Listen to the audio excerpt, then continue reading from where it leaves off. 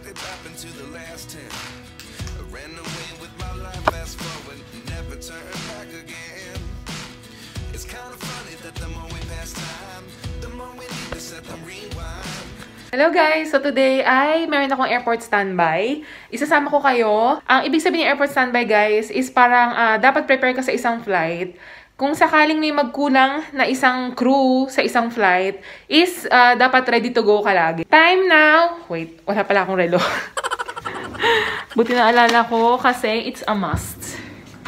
Ayan, go. So, time check now is 10:45 p.m. So, bali, ang airport standby ko starts at 12 midnight. Yung shuttle bus is 1 hour dapat before duty time. So, dadating siya ng 11. So, may 15 minutes pa tayo. Pero, ready na ako. Nakaayos na ako. So, ayan guys, let's go. And samahan niyo ako sa airport standby.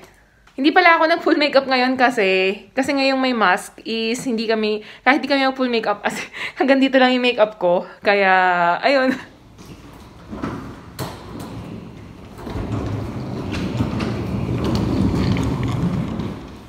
A few moments later. So, I will go and check in. Check number.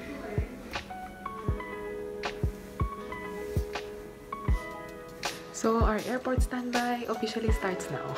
Waiting game ito, guys.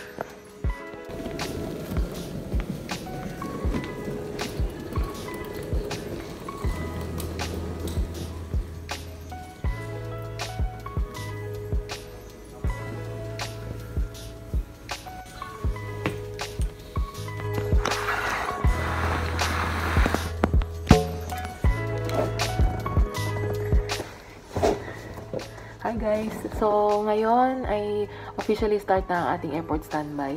So, actually hindi to airport. This is the office na malapit sa airport.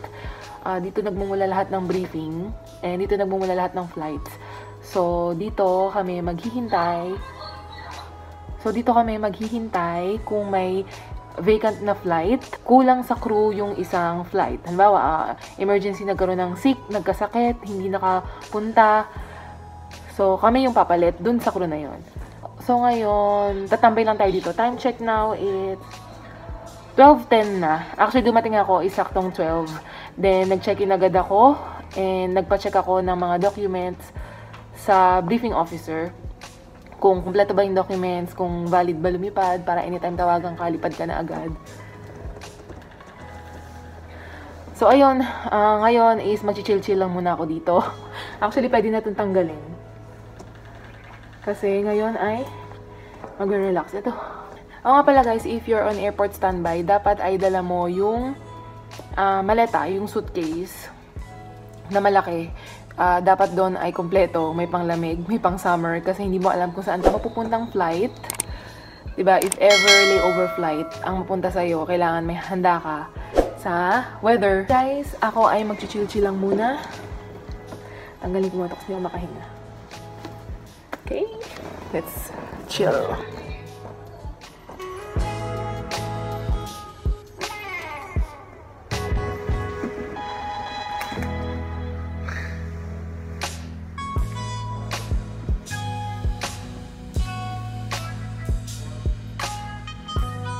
Oo nga pala guys, dito may cafeteria, ayan. Tapos nandyan yung laundry area, ayun yung transport service na office. Kaso itong cafeteria na to isarado. Sa umaga lang siya nag-ooperate. Dapat ngayon ay may baon akong pagkain kaso hindi ako kumakain ng gantong oras. Time check pala guys is... Time check, it's 2:50, almost 3 AM na. Yung mga crew din sa gilid. Hindi sila nakatambay. Ako andito sa loob. Ayun, nanonood-dood lang ako. Nalobat na ako. So, feeling ko naman ay walang flight. Ay, so ayan guys. Matatapos na yung movie na pinapanood ko. Actually guys, meron ditong rest area. Parang pwede ka matulog doon. May mga parang sofa, may parang reclining chair. Pero ayoko doon. Gusto ko manood dito. So dito na lang ako. One eternity later. So guys, ito yung airport standby lounge. Ayan. Nabubuksan siya. Yung mga ilaw na yan.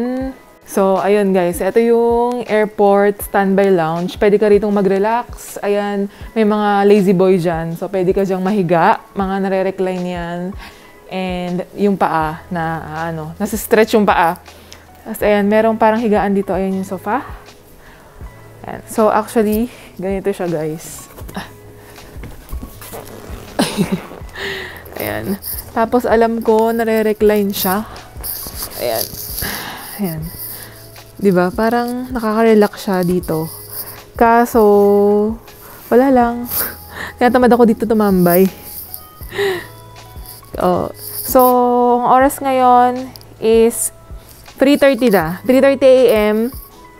Actually, wala nang flight. Umalis na silang lahat. So, I think, uuwi ako na hindi ako na-upgrade. So, ayun, makakauwi na tayo ng siguro before 5. Hanggang 5 yung airport standby ko. So, itutuloy ko na yung panonood ko ng Chinese drama.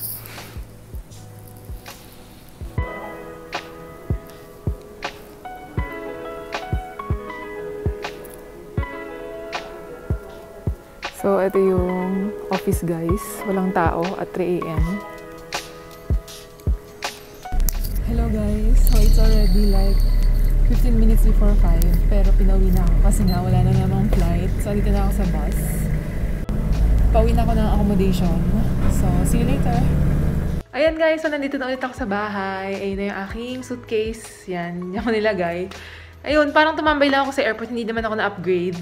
So, buti na lang kasi, yun, dito ako sa bahay and wala, matutulog lang ako buong araw. And bukas is day off ko na. And ayun guys, sana ay mas naging malinaw sa inyo kung ano ang ginagawa ng airport standby. So, ganun lang guys. Maghihintay ka lang, tatambay ka lang, maghihintay ka ng flight. Ayun. So, ayun guys. So, ngayon ay mag-freshen up na lang ako. Then, baka matutulog na ako. Time check guys is 5:05 in the morning. Ayun guys, thank you so much. Please don't forget to like and share this video. And also, huwag niyo kalimutan mag-subscribe sa aking channel for more flight attendant vlogs like this. And maraming pa akong kaganapan sa aking channel. Please check nyo kung may time kayo. Ayun. So, thank you so much guys for watching and see you on my next video. Bye!